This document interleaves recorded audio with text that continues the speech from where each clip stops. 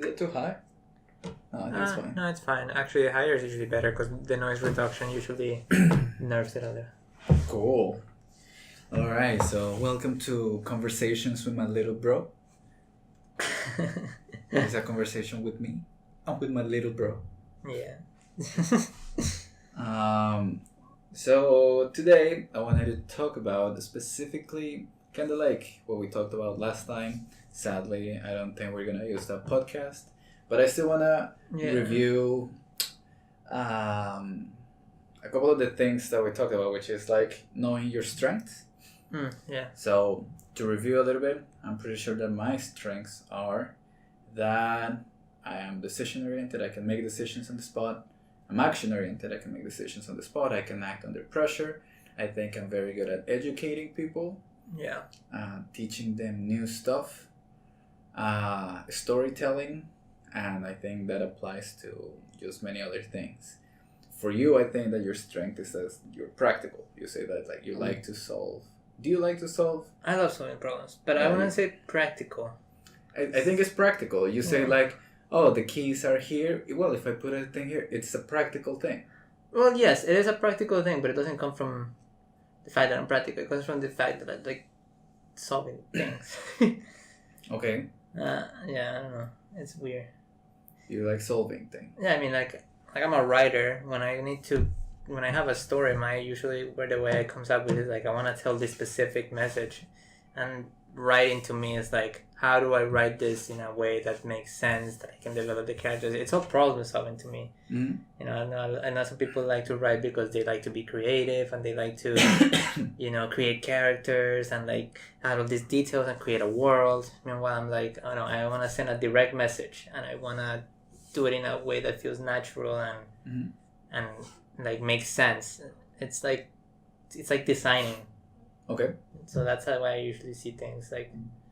And that's why I love video games. Sometimes it's like that game is beautifully designed, Mm-hmm. and I like that. Okay. Now, with all of that being said, knowing what your strengths are, it's also about knowing how to place yourself into the best situation possible so you can utilize those strengths. Right? It's not because like if I'm like a decision-oriented person, but then I get a job where I don't make any decisions. Right, you're not gonna thrive. Correct. Like I'm good when like I have to make decisions on the spot or under pressure or just making important decisions like as soon as possible. If I'm not able to do that, people are not gonna see my value. Yeah. Right. Also, I feel that I'm a good storyteller. And I think more than a storyteller, a good teacher, but no, or maybe I'm a good teacher because I know how to tell a good story. I think a little bit of both. Yeah. And then, if nobody gets to see that, then I'm pretty much worthless, right? I mean, not worthless, I know, but like, I know what you mean. Yeah. But pretty much, if my strengths rely on that, then like if I don't make use of them, then I'm pretty much useless, or I don't think I'll be as successful as I think that I could be. So with that being said, like some of my strengths go very well with something that currently I found out that I love, which is Dungeons and Dragons. So just kind of funny because I mean you do love storytelling, so I mean in a way it's a natural fit for you. But you're not a creative person, so it makes it hard for you to come up with the story. But telling it's like the part that you like. Yes. But you do have a good system in which like you kind of just borrow from what already is there. You go and you look it up. You do the research. Like, oh, I want to do a story with giants, so you research giants, everything about them, and then you go like, where would giants go in this world, and so you build it off what already exists. But you never come up with it on your own. Yeah.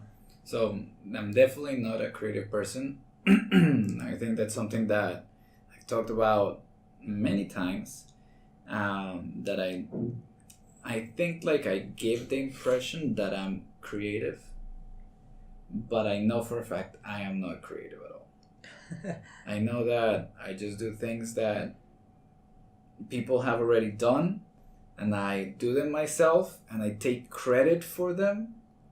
I mean, I don't mean to take credit. You're like a perfectionist. Like, I don't mean like you want things perfect. I mean like you take other things and you perfect them. Yeah, I think that I see something, and then when I feel like, oh, the delivery could be much better if it was done this way, and then like I get an urge, like I need to fix it. I need to tell this, but in a better way of telling it. The only few times where I feel like I can't is when like somebody already does it very well. The perfect example for that is there's another guy that does Dungeons and Dragons YouTube videos, which is the guy with the beard, Matthew Colville. Yeah, right? And he is a great storyteller. Sometimes I think he goes too in depth and too much, but the one perfect story that I believe that he told was the one about Critical Role. Oh yeah. And the climax. That was so beautiful. Role. I don't think I could have told that story, because usually when I, taking it a little bit back, right, when we used to do League of Legends, right, and then I told you about League of Legends, it's like you have to see the beauty of this play, right? And then I'm telling you the beauty, and I'm rewinding the video and seeing videos, and it's like, see, so you see what happened here, and maybe it's like a faker clip. Yeah. And it's like, you see how he moved here? The reason is because of this, because at this point in time in the game, you're like, okay, and then you're like, okay, just keep going, and I'm like, they stop pausing the video, and then, no, you need to understand what's that. And then once you understand it, I'm like, just play the video and you see it, now you have all the context to realize why it was so amazing. Right. But in order for me to do that, I had to take clips from the video, explain it to you, and then just let it play out. I think the way that he did that video, the Critical Role one, was exactly how it needed to be done. Nobody can do it better than that. Yeah. It's him telling a story, putting the context, what a level 7, a level 9 spell is, like different kind of things, and like he shows... Yeah. He tells you the rules, then he shows clips, and then he is like, did you see what happened? Let me show you again, and then like it shows clips of videos. You know, it reminds me of Moneyball, where the guy's talking about there's this guy who plays baseball who's always afraid to go past first base to second base. Mm-hmm. He's terrified of it. He never goes to second base. He hits and he stops at first base, and he's afraid always to go to second base. Okay. So this one time, he's playing and he hits the ball. He throws the bat, runs to first base, and he's gonna do the thing that he never does. He's gonna run to second. He never does this, but he's gonna do it in this time. And he stops at first, runs to second, and stops halfway through and runs back and like slides, and you can see he's like so afraid, and like he's just like, oh god, let me stay on first base, and then they're laughing at him. Like the people around him are laughing at him. But what he doesn't know is that he hit the ball 40 feet over the fence. He scored a home run and he didn't even know it. Right? Okay. So like when you get all the context of this guy who never runs to second base, you see that he finally goes to do it and he's terrified, only to find out that he had just hit a home run. Like and like what the line in the movie was is like, how could you not get romantic about baseball after watching something like that? Okay. So it reminds me of that. Like, yeah, that guy told that story very well. Yeah, that's a good story. Yeah. It's like it gives you a lot of context. Is there a clip of that? I don't remember that. Yeah, I kind of remember. Yeah, I love that scene if you rewatch it. It's a good one. Yeah, because like that way of telling a story is like, I don't know, it's like romantic. Yeah. The same with League of Legends, which I don't know, we watched for so long and it was so perfect. Like, I mean, just the chances of Faker doing the Zed outplay. Oh my when god! That happened, look like at the moves, look at the miss. Like, What that was is that? unbelievable, Yeah. right? And then, like, there was a whole context to that because obviously you see the play and it's crazy. The play on its own is crazy. Yeah. But then if you understand also everything that's happening in the back, it's like Yeah. KT Rolster and SK Telecom, and they are The the Telecom Wars. Wars. Yeah. And then they're like the main rivals. They've been the main rivals for the entire season. And previous to that, SKT had, I think, beat them, or I think KT Rolster had beaten them. But wasn't it the last game? Yeah, and now Yeah. it was the last game. It was 2-2 is the best out of 5. Yeah. And then the KT Rolster won 2 games. Then SK Telecom won the 2 games, and the last game, there's no bans. Yeah, there's no bans and they can. They can just play their whatever team comps they want. Yeah. So they both pick Z, and then SK Telecom is ahead and they're winning. Right. And the only main difference that there is between Ryu's Z and Faker Z is that one item, right? It was is Faker has the Quicksilver Slash. Quicksilver, right? That was Sonya's. Right? Yeah. And then, but Faker starts with like a Yeah. quarter of health. He gets down to like a quarter of health and he somehow manages to get ahead. Mhm. Yeah, I think it's considered the best, at least the most memorable. I think it's the best play ever in League of Legends. League of Legends, yeah. But it's just it's romantic. Yeah. I think that's a good way to put it. Yeah, how can you not get romantic about that? So I like telling stories, and like sometimes it frustrates me when I see some things on the internet or anywhere that like people are telling stories, but you need a lot of context, and then you're not giving that context. Some people don't get it, or sometimes you're giving the context, but it's too confusing, and you know what Sometimes the context is boring. That's another something. Yeah. So, but that's the job of the storyteller. Right. You have to give the context in a way that like people know, like, and this is important because of this. You're like, okay, you have to take it baby steps. You know who does not do that? Philip DeFranco. Well, he's a news channel. He's not a storyteller. I know. Well, he's a news channel, so he's just supposed to tell you The news. the Yeah. news. But to me, it's very difficult to follow, mainly the politics. Yeah, because there's no. the news about politics, because there's no context. It's like, oh, and this happened, and I'm like, well, am I supposed to know that that's happening? I don't know. He's just starts telling, and he introduces like 20 people. Yeah, he introduces like a bunch of and stuff like, at once. I know it's not. Maybe he's a good storyteller, and it's not his fault. It's just that in a 15 to 20 minute video, Right. it's very difficult to provide a lot of context. And I kind of like that he currently does like a video in the mornings Yeah. where he tells a full thing and a full story. I like that. I actually watched a video about the Brazilian president that just got elected. I watched that. I watched like John Oliver one, but Yeah, but like the Brazilian president, I didn't know who it was or why it was so important. And Philip DeFranco just like talked and did a whole video just in that. I'm like, that's perfect. Amazing. I understand now what's happening over there. I like content that is more like it has one topic. Yeah, I mean, I like the ones that he does with multiple topics, but like before, it used to be 10 to 15 minute videos Right. with like 4 to 5 different news stories. Yeah. And you know, if it's 15 minutes and it's 5 stories, then it's 3 minutes per story. Right. And you can like switch, and then like they're interesting. And you're like, oh, and the next thing. Right, but Now it's like 20 minutes. Now it's like 3 stories only.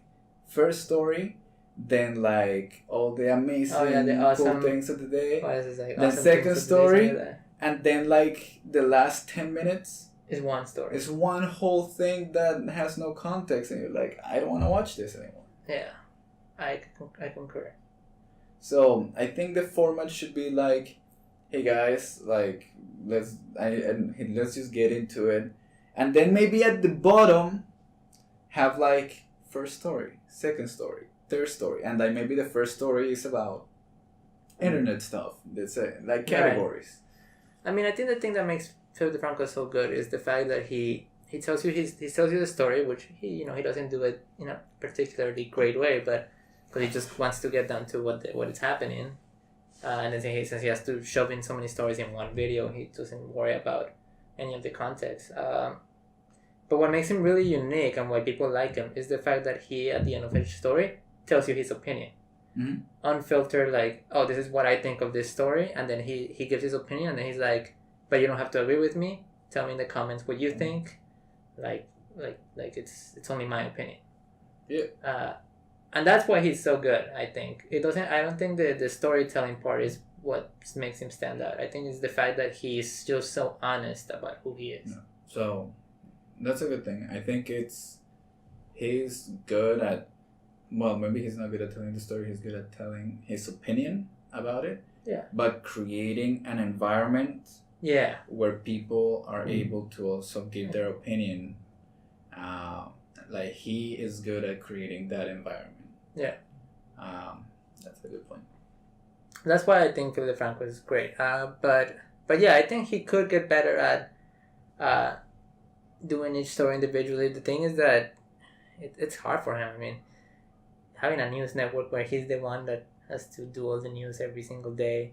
He has like a whole team behind him that like has to do this research, and like he has to get updated, doing it every single day. I don't know, it's kind of hard. Yeah, I think he's at a tough spot where like he has to keep putting out his videos, right? And he doesn't have enough time to change things because when does he have time if he has to put out the video right now and research, and he will have to get like a whole different team to tell him, hey, you should do a structure. That's why I think it's a smart idea that he's now getting other people to do like individual stories.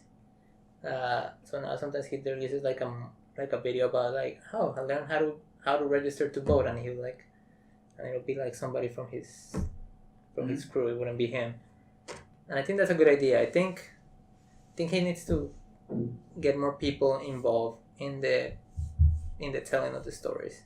And then leave the main Philip DeFranco show to him, and then just do like 3 stories, always limited to a certain amount, so that he can. So that people know. Also, like, I think, I mean, not for a fact, but I think the majority of his videos just happen to be 3 stories.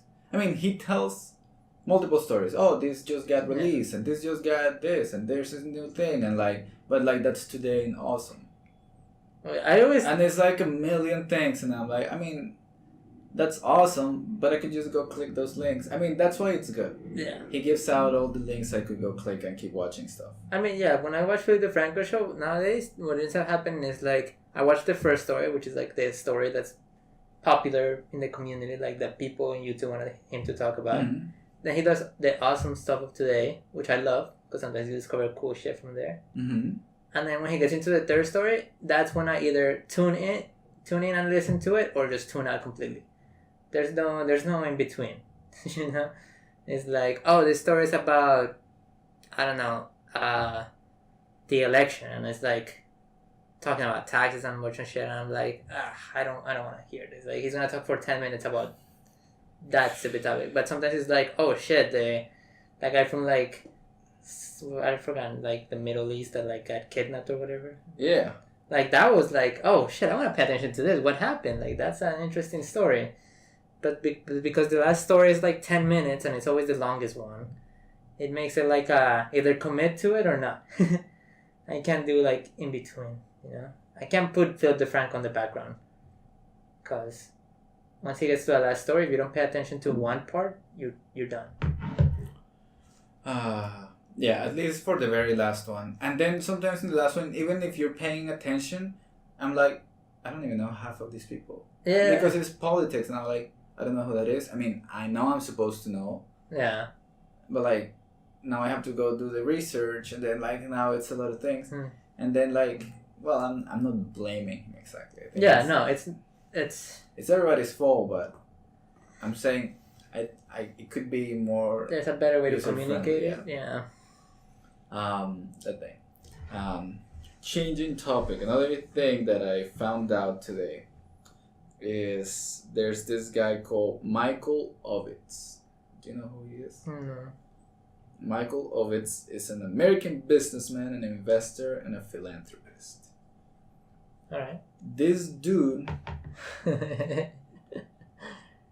when Hollywood back in the 70s was Hollywood, or Right. what we know of Hollywood, this guy says like, we're gonna have an agency. I'm gonna get all creative people. I'm gonna get you're a writer. I'm gonna get another writer. I'm gonna get somebody that's good at scouting people. Right. I'm gonna get actors. I'm gonna get everything. What was And we're gonna write our own script, okay? right? And then what we're gonna do is that I know that let's say that I'm an actor Right. and you're the writer, Right. and then the other guy is like, I'm part of the agency. Right. It's like a talent agency. And I go and I'm going to studios so they can cast me. Right. The guy is going to tell me, don't go. Mm. Wait. We are going to come up with our own script. You're not going to go look for any scripts. We're coming up with our own. Okay. We're going to cast you from the talent that we have. So you're going to do good for here. And if they have many actors, then you'll be perfect for this. And they have constantly creative people coming up with scripts. Okay. And then within their agency, they look like, this be great for this. This is gonna be great for this talent. This is gonna be great for this talent. And they start getting everything together. And then once they have like a package of like actors plus the script and all the creative people already came up with all their ideas and everything is together, they go to another guy in the talent agency that goes talk to the studios. Okay. Like, look, we have a script, we have the actors, we have everything. We want to just shoot it. And they go to the studio, and the studios decide like, well, I mean, it's too good to pass up.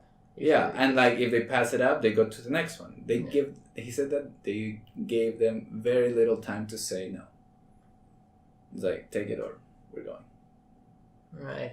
It was too good. And like that, he made over 300 movies, including like Schindler's List, Ghostbusters. Like, I don't know, I don't even know the movies that he made. I've been trying to look him up. Do you know what the agency is called, or like? It's called Creative Artists Agency. That's interesting. That's so smart. And yeah, so like he did a bunch of movies like that.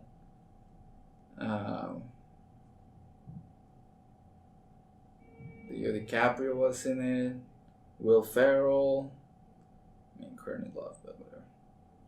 I think I feel like you should tell me the movies that they came up with, but I don't see a list. I thought it would tell me. They also did the commercials for Coca-Cola. They were the ones that came up with the polar bears. Oh shit!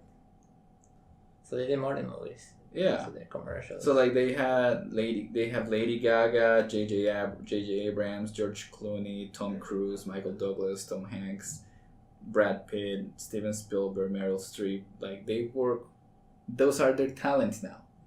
Yeah. Oh shit. So like you can make a script and it's like, let's put Brad Pitt and Meryl Streep together. Yes, let's go. It's like, okay. And then you go to a studio, it's like, you want this movie? It's with Brad Pitt and Meryl Streep, we already have everything together. The studio's gonna be like, hell yes. Yeah. Wow. But that creates a divide though, because it makes it hard for anybody else to do that. I mean, like for like an independent. Like if I was to write a movie, right? Like yeah. Now you would have to go apply for them.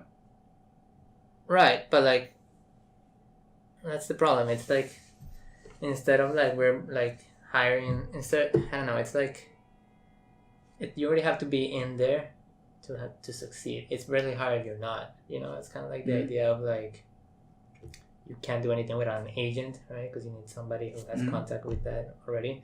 So like this business is great. It sounds like a great idea because like wow, I already have Brad Pitt and fucking Meryl Streep. I can just easily put them in one movie. They're gonna say yes because they already guaranteed they're gonna have to pay and they guaranteed the script and the money.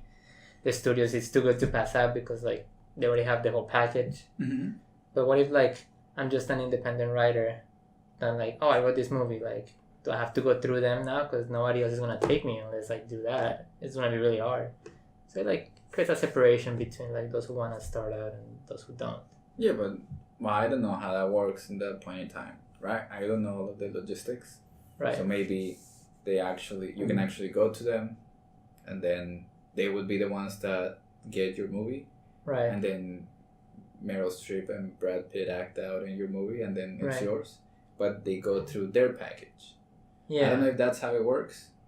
I don't know. Yeah, I think it's really nice as a business. It's just from a creator standpoint, it's kind of weird, because like you know that if you go through them, something's gonna get changed along the way that you don't want, and you have no control over it. Especially if you're like a writer. Yeah, but how does it happen on the ones that you do have control over? Like Well, you have to be J.K. Rowling. No, you have to be. So like for example, the guy who did Whiplash, Damien Chazelle, he started out with making a short movie, that it was just one scene, and he got lucky that he managed to get J.K. Simmons, whatever the guy who The Jason. J. Simmons, yeah. He happened to get lucky and like get him to be in his short film, even though it was just one scene.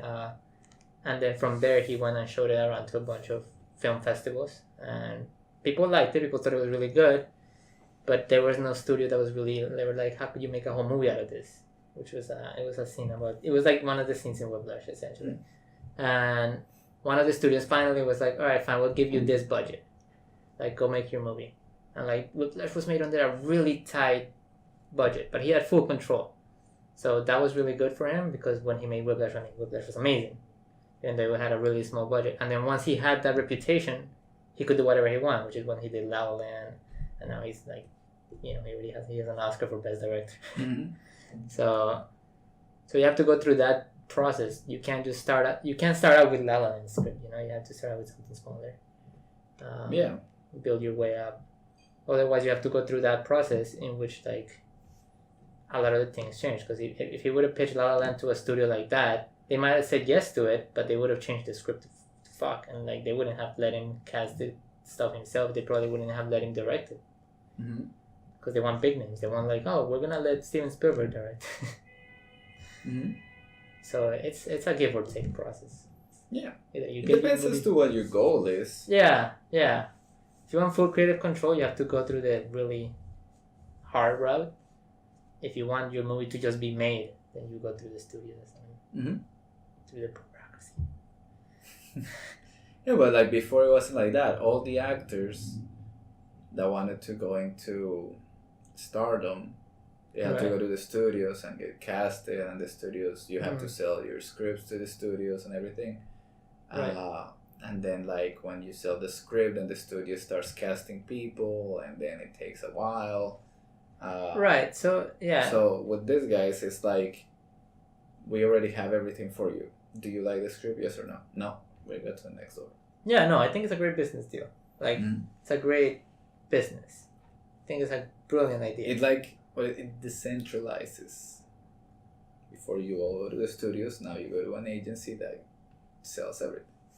It's like kind of like what all the companies are all about currently.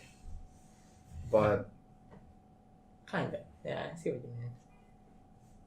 Yeah, I wish it was just easier to,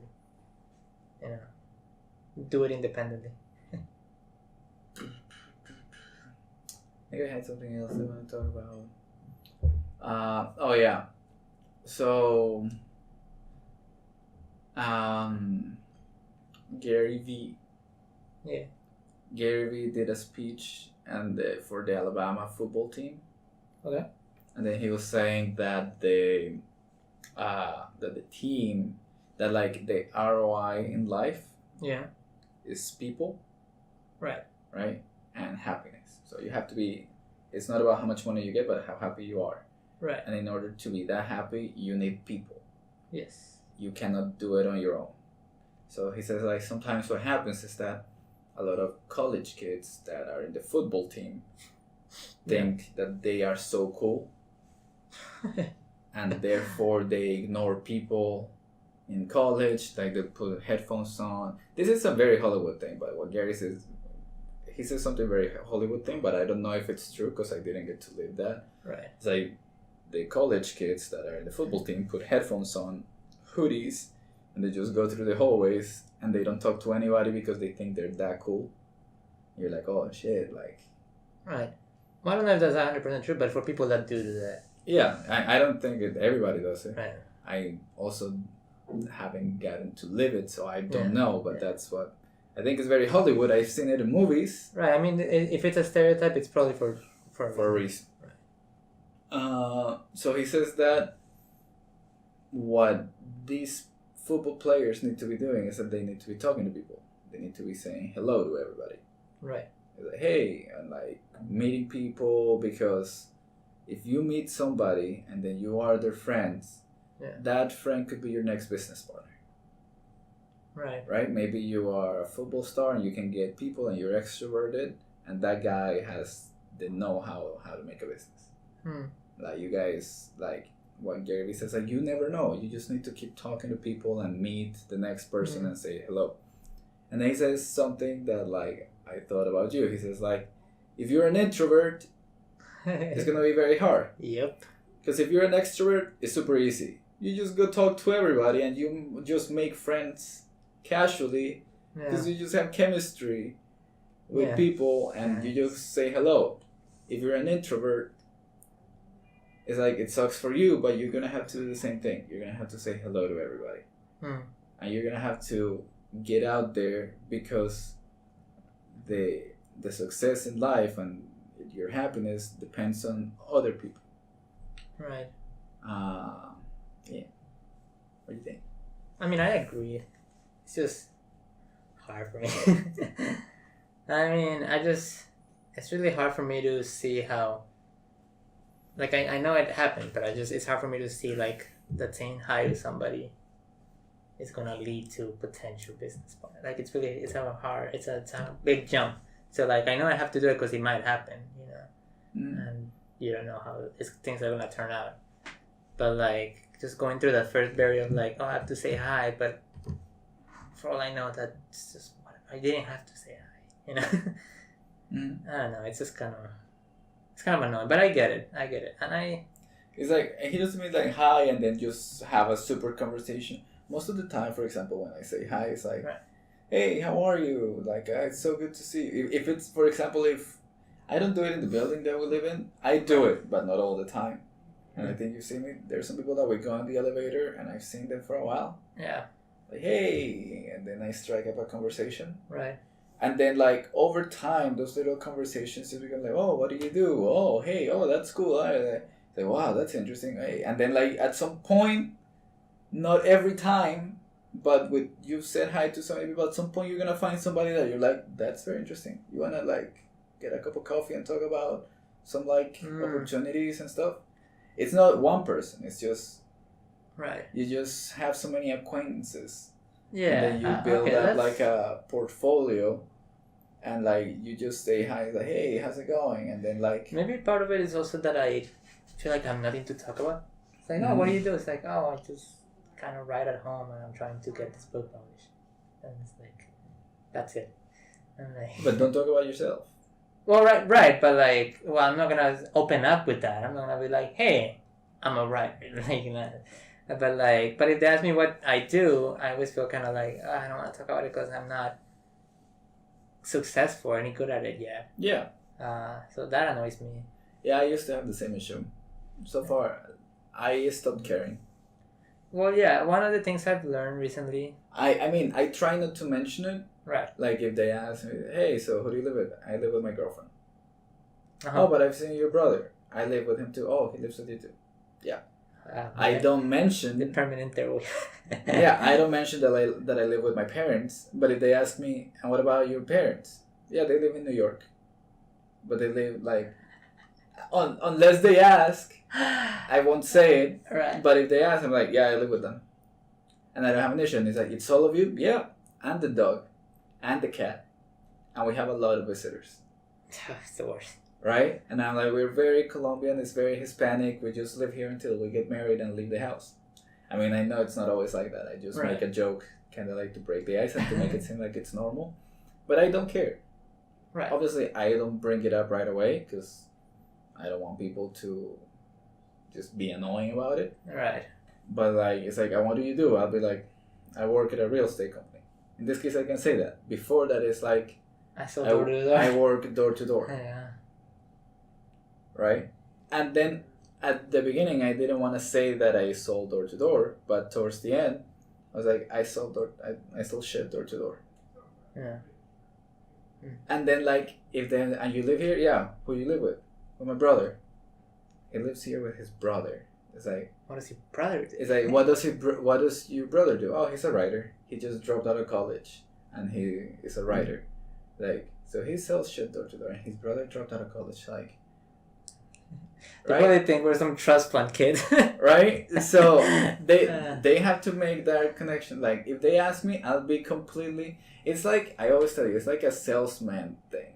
Yeah. You tell them information that it's true, Right. but they don't have all the context and all the information. You're purposely keeping things out, and for whatever reason, Right. it's for your own interests. So in this case, it's like, yeah, I live with my girlfriend and my brother. What are your parents? They live in New York. Where do they live? Oh, they also live in this building. I don't, unless they, with you, like, do you guys all live together? Like, unless they ask, I'll be like, I won't say it. Right? Yeah. So, like, you can do the same thing. It's like, what do you do? Oh, I live here with my brother. Right. That you do that, you live here with your brother. Right, but my concern is that when they find out, it's gonna look like I was being deceitful. Deceitful? No. Deceitful? No, you're like, I live here with my brother. And it's like, what do you do? I write. I dropped out of college and I'm writing a book. Right, but then, let's say I was going on a date, right? And like, I tell them that. And they're like interested and whatever. And then they find out I live with my parents and they're suddenly like, oh, I didn't know this was a thing. Like, what? This should have been mentioned. Like, like I can understand that. Well, yeah, but then it's Right. also like a thing that not everybody can understand it. Right, but I never mentioned to anybody that I dated that I lived with my parents. right. Well, I mean, you don't want to be like, oh, hi, I live with my parents. Like, Yeah, it's like, but if they ask, I'd be like, oh yeah, I got my at home. Like, I work from home. I do most of my stuff at home. I live with my brother, my parents. Like, they're helping me, support me. I mean, while I try to figure things out, because I don't want anybody to get the wrong idea from the beginning. yeah. I mean, at the beginning, I didn't want to date people or be in a long-term relationship Right. because of that. And I'm like, nobody's going to want to be with me for a long time if they know that I have no plans of moving out of my parents' place. Anytime soon, at least. Anytime soon. I mean, I do want to move out of my parents' place, but in a while, right? And then nobody's going to understand that, at least currently, not right now. I think there's a lot of social pressure of like, oh, you have to make it on your own and all these things. But I like living with my parents. I think I also am a good son at living with them. I don't take advantage of them. I don't get in arguments with them. I pay for my stuff. I try to take care of all of my things as best as I can. I know I'm not perfect, but neither are them. But like, it's a compromise. I don't feel like I'm taking advantage of them in any way, and I don't think they feel like I'm taking advantage of them either. Right. So it's a good, like, sort of marriage there, and I'm taking as much benefit from that as much as I can, and it's based on the fact that I know a lot of people don't get that opportunity. So I'm grateful that I get to do that. And I really, like, it puts a chip on my shoulder. Yeah. That I have to pay them back. And that chip on my shoulder motivates me so much and, like, gets me going and it hypes me up. And I want to pay them back and I have to do something about it. And I get, like, crazy about it. Right? And I know I'm not going to get to pay them back until a couple of years from now, once I can build up a really good foundation. Right. And then from that, just start paying them back. I think the very first payback is just moving out of their house. I don't think they want me out, especially not my mom. Yeah. I feel they want us out, but they also don't. It's like Right. It's a double-edged sword. yeah. I think they want us out, or I think, to me, it would be perfect if we could just all live together in a big place, right? But that it's not maintained by my parents, that it's our place, that we're maintaining it, and then it's also their place. But they don't have to pay for it, because currently they have to pay for it. Yeah. And we live there. It'd be nice if we paid for it, and they live there, but it's their place. Right? Like, it's not like, oh, don't do that at my house, because it's like, right. It's the family's place. Yeah. That would be my ideal, right, like, scenario in general. Yeah, it's kind of hard though, because people like to live in different places, and yeah. Yeah, I mean, it's not, and in the United States it's very difficult. Yeah. But I mean, that would be the ideal scenario. But, like, for example, going back to, like, hey, I live with my parents, and I didn't want to date anybody for a long term, at least because I thought, like, they're not going to want to go with me. Right. Because I don't have any intention of moving out of my parents' house anytime soon. Right. Then I'm like, I'm not going to date anybody. I mean, I'm going to date. But you're not gonna... And then the moment that they want to leave, like I'll understand. I'll be like, yeah. Okay, that's fine. I understand. Yeah. And I never got butthurt about it. Because that was what I wanted to do. Yeah. Right? Yeah, you just have your priorities. Mm-hmm. And you're like, I mean, you've said this before. It's like, this is what I want in life. This is what I'm going to keep doing. And, like, you told your girlfriend, like, this is what I want to do. And, like, you can come along with me, but, like if you're getting in the way of, or like if you don't like that I'm choosing this over focusing just on a relationship, then it's like, then you have to, then like you should probably not be in it. Mm-hmm. And it's not because I don't want to be with her. Yeah, it's because. But like it's who I am as a person. It's what drives me and motivates me. Right. I feel that, like, if I change it, it's not truly me. And, like, I think that's, like, my biggest, like, you know, when you go into a relationship, you have baggage sometimes from previous things. Right. I think my biggest baggage, I found out it's that. I want to be me because I know exactly who I am. Yeah. And I'm so happy and motivated about it that, like, if I change it, I know I'll change it. And I know I would make a conscious decision about changing it. And I know that it wouldn't make me happy. Therefore, I'm not going to do it. Yeah, I mean, that's why the thing you look for most in somebody's their independence. Yes. You don't want anybody to have to depend on you. Like, because you want to be your own person, so you expect the same from the other person. Mm-hmm. So, yeah. And well, I look for other things. I look for trust, mostly. Mm-hmm. Yeah. I think it's a good place to end it, right? Yeah, we're going to end there. See you in the next time in Conversations with My Little Bro. Yeah. Like, bye.